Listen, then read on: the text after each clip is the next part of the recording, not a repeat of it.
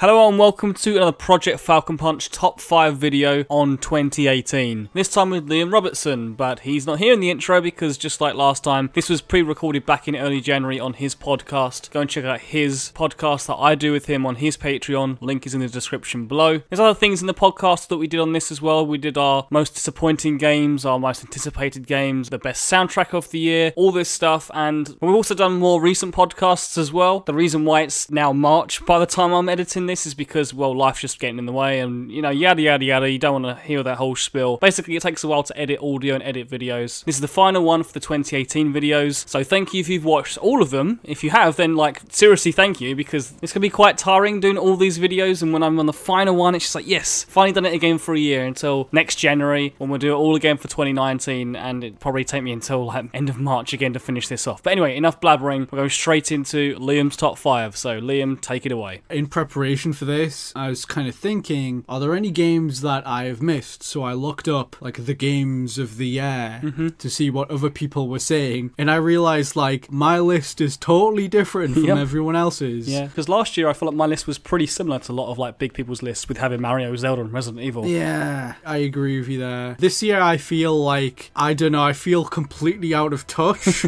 Everyone is talking about Spider-Man and God of War and all these games, and I'm just like, let's hear it for Sushi Striker. Let's go on to number 5, which incidentally is Sushi Striker, The Way of Sushido. You know, I've already mentioned this many times, I think. I don't want this to become the new game that I warble on about all the time. The new Wonderful 101. Yeah, like the Wonderful 101. Yeah, so Sushi Striker, this is easily one of the most charming first-party Nintendo games, or even games, period, that I've played in quite a while. It is a very bizarre premise. It's about a world where people battle using sushi monsters and throwing sushi plates at each other. Yeah, it's very fast paced for a puzzle game. Oh yeah, you're basically linking different coloured plates together. Your character eats the contents of those plates and then throws the plates at your opponent, and the weight of the plates, how many you've been able to link together, corresponds to damage. And you also have power-ups from your sushi sprites, which are basically Pokemon. There's like RPG elements, you level them up and evolve them like Pokemon, and each have their own abilities that change the game up in interesting ways. This game is fucking bizarre, as you can tell. Yep, it's anime as fuck. Yes, it is. But thankfully it is entirely self-aware in how weird it is, in how silly it is, and it derives a lot of great humour from it. It was really funny playing this game. There were a number of really funny moments that I will not attempt to butcher because it's not fun to explain jokes. But yeah, you should play this. It's very fun. You can pick it up real dirt cheap at this point, about £10. The game is surprisingly long. Don't even think it's possible to like 100% it, because without spoiling it, there's a thing at the end that basically sort of auto-generates random battles, I think. But yeah, it's very fun. Story was surprisingly good. Features some really good anime cutscenes, some great music. I would be remiss if I did not mention the amazing opening intro theme called Sushi Lane Drive, which is so catchy. Have you heard that song? I think I have. I think it's in the demo. That makes it worthy of a spot on this list alone, that song. That should have been in Smash Brothers, by the way, and it is a fucking disgrace that it's not in there, because I would have made all of my friends listen to it at every opportunity. Smash 6. Well, we'll see. Unless maybe let's sneak Musashi in there as DLC. That won't happen. Anyway, yeah, number 4, which is Gree, which is a game I mentioned fairly recently. You didn't get around to playing this one, did you? No, but yeah, this looks like one of those cool games, to be honest. Yeah, it feels like this game has reached a point where it's starting to crack the game press. When it first came out, a lot of people just ignored it like they did Monster Boy, but now I see some of those kind of like those big like popular people like Danny O'Dwyer are stepping up and actually giving it a try, and are finding, oh, this game is actually amazing, which it is. In my opinion, you should play this going in knowing as little as you possibly can. All I'll say, it is a very well crafted puzzle platforming adventure game with a very abstract story to it. I suppose, like, in the most literal terms, you are a girl who is restoring colour and life to a world that has been destroyed or has seen some kind of cataclysm, but it's clearly, it has a deeper meaning that is more metaphorical and left open to interpretation, so I won't spoil it on those terms, but that is basically the setup, I'd say. I'd just say go in fresh, play it on the biggest screen possible, crank the sound up, rid of any distractions, and just soak in this game, because it is amazing. It is really tightly designed. Some of my favorite puzzles in any game this year, and I've played a lot of games that were very puzzly. It was a beautiful game, very emotional story. You know, I was thinking this is a story that only a video game could tell, really. Yeah, for that, I'm very glad that I played it. Number 3, I've got Smash Bros. Ultimate. Oh, same as me. Yeah, that shouldn't really come as a surprise that, you know, pinches one of the top spots. I don't really have much more to say about it than you. You know, you kind of said everything that I basically agree with what you said. I think mechanically, I think this is the best Smash has been in a long time. Yeah. Possibly since Melee. Do you agree with that? Yeah, I agree, yeah. This game is loaded to the brim with content. You mentioned, and I concur, the World of Light is surprisingly good. I enjoyed the Spirits mode and doing the Spirits board and all that stuff a surprising amount. I liked leveling them up and evolving them. I really liked the boss fights. I felt like they finally figured out how to do boss fights in Smash Bros, I think, with this game. I always thought the ones in Subspace were pretty trash, to be honest. They weren't great, but yeah, I really enjoyed them. They were very fun. I wish there were more, but yeah, great new characters. I love King K. Rool. He's fucking awesome. I love doing that cannon and hat combo and all that shit, you know, and using his belly to counter things. And sucking them up with the cannon and firing them off the stage. Yeah, I'm all for that. So yeah, that was Smash Ultimate. Very good, but it wasn't quite my top game of the year. So we're into the final 2, and at number 2 I've got Celeste, which I feel like I enjoyed somewhat more than you. You know, you enjoyed it a lot too, but you know, it touched me on a very personal level.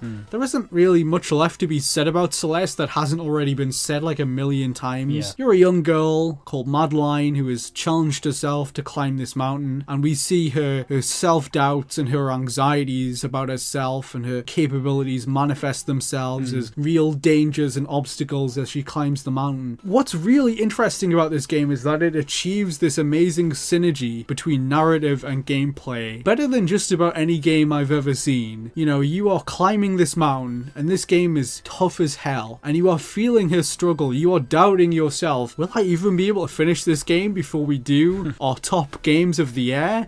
Will I be able to do it? I feel like that is so beautifully done, and the story resonated with me honestly in a way I wasn't expecting. I recognized some of my own behavior in Madeline, you know, from my own experiences with anxiety and depression, and it felt like an unusually raw and accurate portrayal of someone with anxiety in a video game, and I've never really seen that accomplished as well as it is here, you know, without even getting into how terrific and fine-tuned the platforming is, the mechanics of it all are. Yeah, I just thought it was great. You kind of touched upon this before, but there is a point in the game at which Madeline starts to resolve some of these inner conflicts, and the game is changed up in a meaningful way because of it, and that is probably my favorite point in the game, that whole part there where she finally starts to come to terms with some of her inner turmoil. I really love that part. Everything about this game, the music, the presentation, the art, the characters, it was all 10 for 10. I love this game, and yeah, it could easily be the number 1 spot, to be honest. I feel like a lot of these games are interchangeable on my list.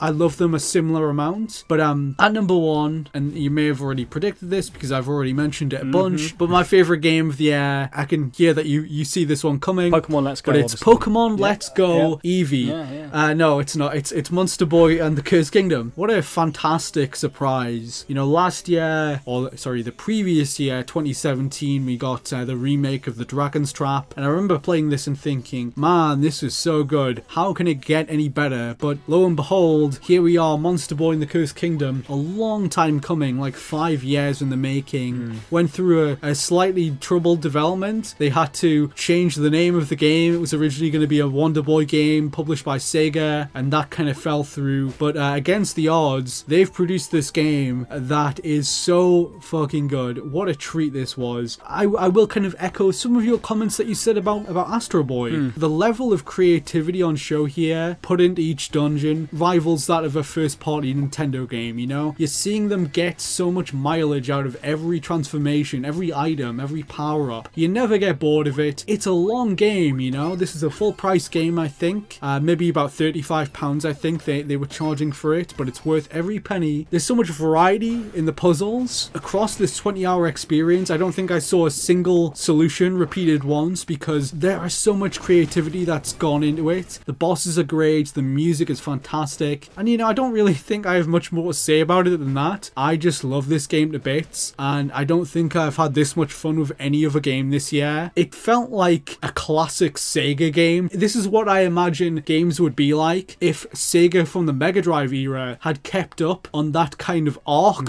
of great design. Unfortunately, they didn't. They made stuff like Sonic 06. It feels like a classic Sega game, and it is just fantastic, and I love it to bits, and please play it because it's so good. If you're even remotely interested, please try this amazing game because the gaming press, they slept on it, and I'll never forgive them. No, I don't care that much, but it's good, and everyone should play it. Sweet. So yeah. Do you think you'll try Monster Boy at some point? I will definitely try it at some point. I don't know when that is because the games that I didn't get around to play in 2018 is about 10 games long at this point. So I'm sure it'll come down in price at some point. Of your list, I would probably play Gree next. That's probably the next game I'll probably play. Yeah, that makes sense. Yeah, Gree is very good. This Monster Boy, I don't know how well you'll get along with it. It's very kind of old school in its design. There is a bit of trial and error, but in general, I'd say it is just super fun, and I would recommend it to just about anyone. But be warned, it is very hard, I'll say. But I never wanted to give up. I wanted to keep playing, and I'm really glad I did because the finale is excellent. The art style is like the Shantae game that came out a couple of years ago. Like I love that sort of like animation. Yeah, very kind of fluid, like Wario Land, Shake Dimension-esque. So yeah, some people have kind of been shitting on the art. Really? I just don't agree. Yeah, but I just don't agree at all. When you actually play the game and you see all the different little animations, even the idle animations are fantastic. They're all based around each animal that you're playing as. Like, for instance, one of the idle animations for the frog, he's just kind of standing there and then a fly will come along and then he'll just randomly eat it. And the game is filled with so much personality like that. I'm going to say once more, for luck, please play it, everyone. It's very good.